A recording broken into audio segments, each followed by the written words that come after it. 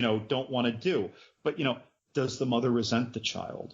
Does the child remind her of punishment? Does the child not get nurtured? Is she cold to him, et cetera? And I could go on about this for an hour, and so you got to wonder, and this can happen in a perfectly healthy family and something just happens. But I'm just saying, like, it's hard you can't explain in 2 sentences this. You need to properly illustrate this, and you can't do that in a show. So the show took the cheap path. Instead of just not having him say anything, and you believe almost more the Mike Myers path of this is just a cold killer. But no, they wanted him to be maniacal. They wanted the Joker, if you will, but they couldn't explain their Joker. In this movie, even though they did it briefly, they explained why the Joker is the Joker.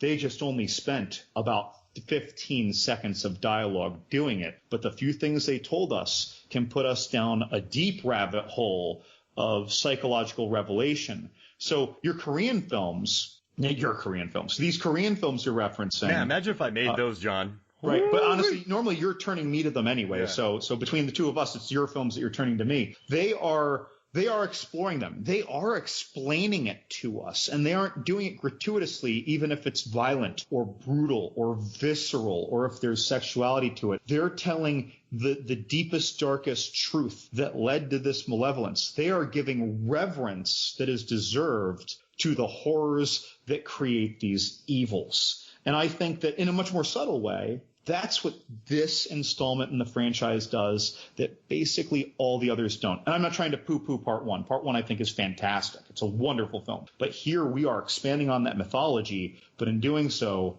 we're expanding this rabbit hole of discussion that for some reason, by the way, I feel like I've never read about in any reviews or explorations of part 3. People just bring up, oh gosh, the horror, Son of a Thousand Maniacs, the product of rape in a mental institution. And so they don't take it lightly, like you said, and a lot of movies would. A Texas Chainsaw Massacre a Wrong Turn sequel would. The Wrong Turn sequels are a good example.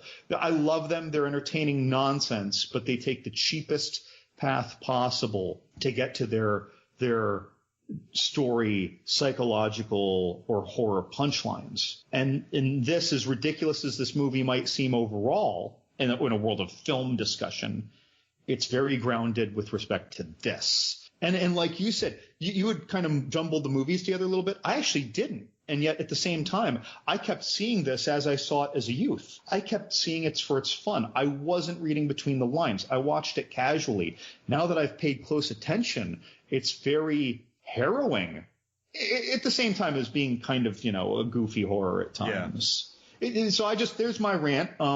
But yeah, this is a very special sequel. And I posted a lot on Facebook about this. Actually, when I was comparing Return of the Living Dead 3 to its part 1, to Noe's 3 to its part 1. And of course, instead of saying, oh yeah, Return of the Living Dead 3 really is a great sequel just like part 3, instead people totally mistook what I wrote and jumped to the defense saying, oh, I would never put Return of the Living Dead 3 in the same ballpark as Noe's 3. And a lot of people are saying how they favor it to the original. Yeah, and I don't know if you watched it, but the Never Sleep Alone documentary on Shudder, they said that like at conventions and a lot of different shows that many people considered Dream Warriors to be their favorite nightmare. And I think partially because if you look at Nightmare on Elm Street, just the idea was classic. I mean, the blood explosion, the rotating room, just the first time you see Freddy with his arms. I mean, that's one of the films I drove 2 hours to go see on a big screen when I was addicted to film. Arguably the most effective fighting back of a final girl in history to that point. Oh yeah, I mean, dude, Nancy, she's awesome. And also, but I think the characters were just the stock high school. I mean, Nancy's great, but I'm just saying they followed a template of high school characters. You had Halloween, Friday the 13th, this. But then this one, which, I know that Wes Craven wrote the original script, but then Chuck Russell and Frank Darabont, who did Shawshank Redemption and The Mist, came in and did a rewrite on this. And I guess what they came up with was, if you think about it too, these characters in this, for lack of a better word, I'm just going to say mental institution or lack of a better word. I don't even know. I can't even think of it. In the movie, the sign just said psychiatric hospital. Yeah, psychiatric hospital. There we go. Psychiatric hospital. Thanks for that. So they, I don't know, none of these kids are unlikable. Normally you have the kids that are super unlikable. You have the horny jock, the the token laughs, I don't know, the scream, but in this one, the kids, so when the marionette death with Philip, all the kids rally together to try to save him. Mm-hmm. And I think that's what makes this movie effective. And maybe for a lot of people who maybe felt like they were outsiders, or, adults don't listen to the kids in this movie. They just don't listen to them. So I think these characters are maybe what endears them. I mean, you have the Wizard Master, Will, who's just so dorky and earnest. And he can walk, and he finally uses magic against the violent wheelchair. And I don't know, I dug it. And also I thought the introduction of Kristen's character as the heroine, I guess final girl, but she wasn't really a final girl because 4 people lived in this. No, 3 people. But what was like the leader. Yeah, and what I liked about Kristen, in the first time we meet her, she gets sucked into a dream of Freddy's, and she finds a kid, and her first thought is to rescue the kid. She picks up a kid and just starts running with the child. She knows that it's a weird world. She knows that something crazy is going on, and Kristen's first thought is to save a child. It's a really neat way to establish our antagonist in regards to that character. And I think it's little choices like that endear you with them for the rest of the film. Yeah, and in this one, you were saying like they really work together. In the first one, Nancy just gets someone to believe her, and so Johnny Depp's character tries to help her, but he's not so committed. Even if he believes her, he's not working with her, you know? And in the second movie, you eventually convince your kind of girlfriend that something weird is going on. But again, she's not, there's kind of a love will defeat all in the end of that. But that was just because she loved him, not because they were working together to defeat Freddy. Yeah. It was almost like one of those movies where someone's possessed and you're like, I know you're in there, fight it, kind of thing, and then they fight it and they get out. That's not really working together in the same way. These kids were truly relating to each other, and they were doing it in ways that we can think back and relate to. And you said all the characters are likable. Kincaid, he's the asshole. He's always being an asshole. But the thing is that he's being an asshole in that insecure way that we all knew. Whether or not it was, the listeners out there or you or me, well, it was you and me, right? Yeah. The insecure asshole at time, right? But like we know where that's coming from. It's not just someone who's being an asshole, which is usually your stock character. We see that he's insecure. We see that he's scared, and we see how much he cares about his friends to whom he's assholey. And he's all of them have lack of sleep. No one believes them. The doctors don't believe them. So you have this guy who has, like you said, that insecurity. He's just that age, and he also hasn't slept much, and then no one believes him. Anybody in there, that's a recipe for disaster in there. Normally, so one of my favorite movies is The Descent, horror movies ever. And I love that movie, but you do have the Juno effect in there, where she and the other one kind of have they don't really get along. She turned on her. You have that kind of drama in there. And I still love that movie, but it's just fun watching a movie where there isn't that drama in here with the kids. It's refreshing. Right. And there's nothing adversarial. Yeah, right? When does that happen much in horror, where you have a group of teenagers or 20-somethings, and none of them are adversarial? Well, and I don't want to make this statement sound like in even 1% I'm looking down at The Descent, but I think it's easier to add that adversary. Yeah. Oh no, I love Descent. I think it's a marvel of production design. They did a glowing job of doing that right. But in general, adding that adversarial nature among your otherwise protagonists, I feel like that's an easy way to try and throw off or keep your audience on their toes. And so to not do that and to write these wholesome characters and keep it together, I think that's probably harder. And also, I got to say, I love The Descent, but Juno picks that cave system because she knows what she's done and she wants to make up for it and go on an adventure. She's trying too hard. So they make bad decisions and then they're stuck, right? And that's a big trope of this. But in this movie, it's kids who are terrorized by Freddy Krueger and locked up in a psychiatric hospital.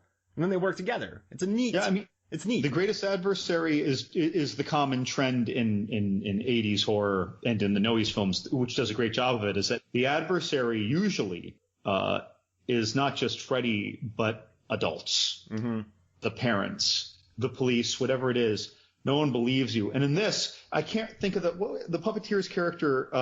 He dies very early. So is his name Taylor? What is it? Philip. So when they're doing the group meeting where they're first meeting Nancy, and this is 6 years after the first Noe's film, and this is not regarding the second one at all. Wes Craven even refers to, if we're going to do a sequel, talking about part 3, this is how we need to do it. He's not even acknowledging that part 2 exists, it seems, deliberately. Yeah, they left it out completely. To an audience. He even brings up, Philip says, so Nancy, it's 6 years later, Nancy is now, I think, wrapping up grad school. She's doing an internship in psychology. And she's back. Here. She's back. And it's great that she's back, too. They did a great job with that.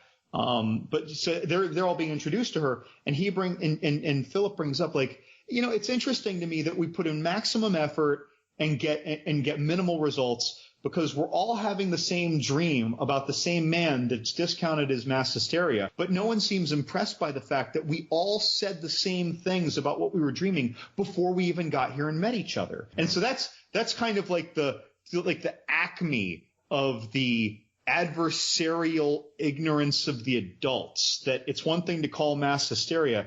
It's another thing when everyone separately is telling the same story before they've ever met.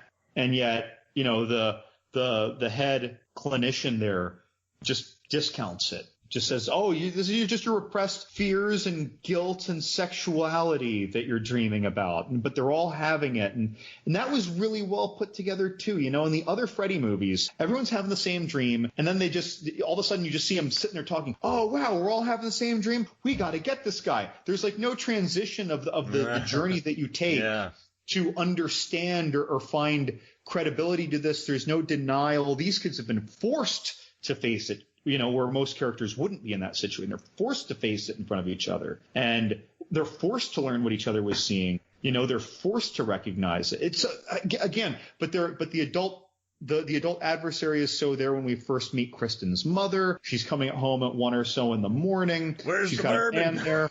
Right? The bourbon? And whatever. I had a single mom. I've lived this life. Yep. But it's just the way that she was presented. The mother was nothing but like neutral to antagonistic to unpleasant to her daughter in that whole thing. And the interesting irony is that when she later dreams about it, when Freddy is trying to fool her late in the movie in the third act, the mother comes in, they replay that scene, but the mother is neutral to pleasant, neutral to understanding. There's actually a few smiles, subtle smiles, like, honey, you got to go to bed. And so like Freddy is giving the illusion of this thing that she wants and not just capitalizing on her horrors in this case. Whereas normally it's just the worst of the worst. Normally the parents are always depicted as bad. In this case, the parents only good in Freddy's nightmare. I mean, what a way to capitalize on that. And Saxon too, he comes back. Oh, I know it's not Don Saxon. It's Lieutenant Thompson comes back. Mm-hmm. And that's how he gets now just working as a security guard. And now he gets Nancy with a nice dad moment, a sappy dad moment. I mean, he plays mean in this. He wants you to get your hopes up, and then he just wipes you out. I mean, look at what happened to Will. Will blows up the wheelchair, and he just kills him easily. He gives you hope in this, and he takes it away. I mean, the guy is not. And also, one more thing I want to touch on. You have the doctor. So it's Dr. Elizabeth Sims. She doesn't listen to the kids, clearly. However, at the end, when she realizes that Dr. Neil Gordon has given them these tripping drugs, and that 2 of them have committed suicide and another one's in a coma, you got to get out of here, man. You're fired. I mean, even the head of the hospital, when he tells Gordon, hey man, like 2 people have committed suicide and now we have a dude in a coma because you gave him these drugs. I think it's in 4 days. Yeah. In 4 days. 2 kids died and one's in a coma. I think it's time you walked, right? I think we enjoyed working with you, but yeah, you gotta get out of here. I dug, and also the orderlies were cool. Well, no, there's one jerk orderly. I didn't like him, the stock jerk orderly, but I mean Larry Fishburne was cool in this movie, so I liked him in that. Max. It's kind of neat that I keep repeating myself over and over and over and over, but I just like the lack of what you normally think is going to be in one of these flicks. So I dig it. It's funny, too, especially today, you see Lawrence Fishburne in this, a movie about the adult's disbelief in the dreams that are, in fact, a reality for people. And then what, like 15 years later, he's trying to get someone else to choose the blue pill.